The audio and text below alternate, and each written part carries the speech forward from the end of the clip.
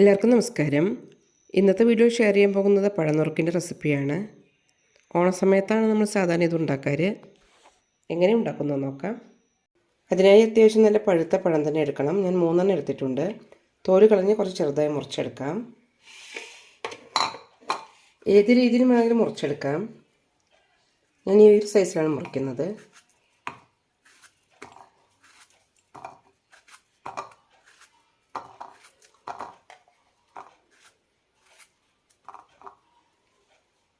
ഇതിലേക്കുള്ള തേങ്ങാപ്പാൽ കൂടി റെഡിയാക്കാം. അതിനായി 3/4 കപ്പ് തേങ്ങ എടുത്തിട്ടുണ്ട്.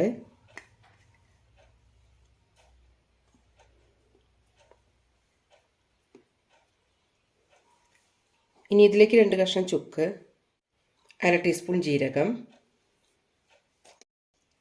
3 ഏലക്ക, 1/2 കപ്പ് ചെറു ചൂടുവെള്ളം ഒഴിച്ച് നന്നായി ബ്ലെൻഡ് ചെയ്തെടുക്കാം. അതിനുശേഷം പാൽ പിഴിഞ്ഞെടുക്കാം.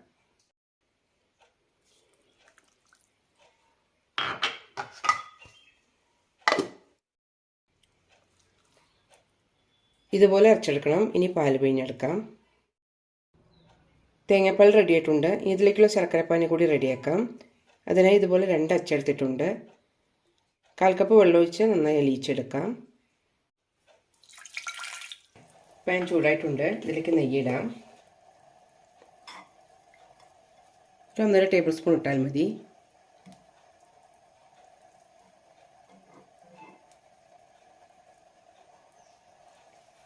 ഇനി ഇതിലേക്ക് പഴനുറുക്കിടാം. നന്നായി വഴറ്റിയെടുക്കാം.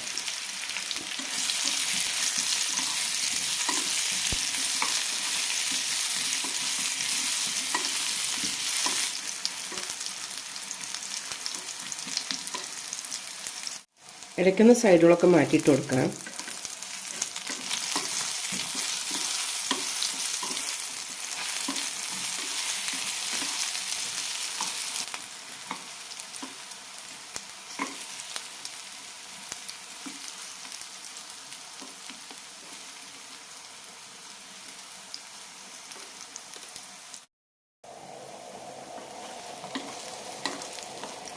നെയ്യിൽ നന്നായി ഫ്രൈ ആയിട്ടുണ്ട്. ഇനി ഇതിലേക്ക് കുറച്ച് വെള്ളം ഒഴിച്ചിട്ടൊന്ന് വേവിച്ചെടുക്കാം.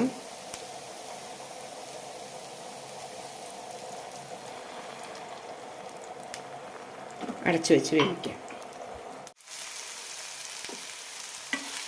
വെള്ളം നന്നായി വറ്റിച്ചെടുക്കാം.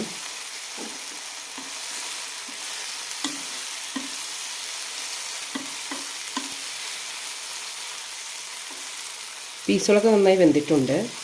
വല്ലാതെ വെന്തുളയരുത്. ഇതേപോലെ കഷ്ണങ്ങളായി തന്നെ കിടക്കണം. വെള്ളം വറ്റിക്കഴിഞ്ഞാൽ ശർക്കരപ്പാനി ഒഴിക്കാം.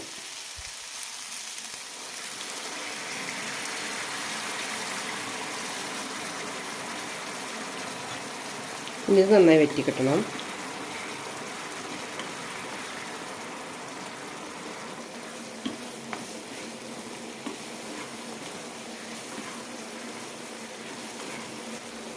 ശർക്കരപ്പാനിയെല്ലാം വറ്റാൻ തുടങ്ങിയിട്ടുണ്ട്. ഇനി ഇതിലേക്ക് തേങ്ങാപ്പാൽ ഒഴിക്കാം.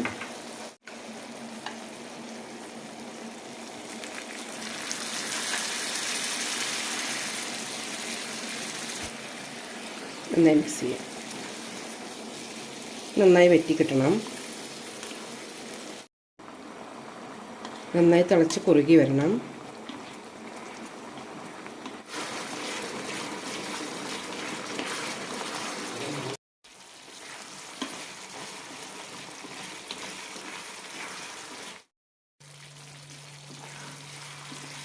തിക്കാവാൻ തുടങ്ങിയിട്ടുണ്ട്.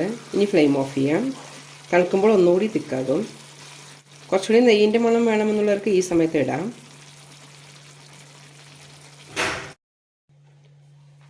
വളരെ ടേസ്റ്റിയായ പഴനുറുക്ക് റെഡി ആയിട്ടുണ്ട്. ഈ രീതിയിലുണ്ടാക്കിയ പഴനുറുക്കും പപ്പടവും നല്ലൊരു കോമ്പിനേഷനാണ്.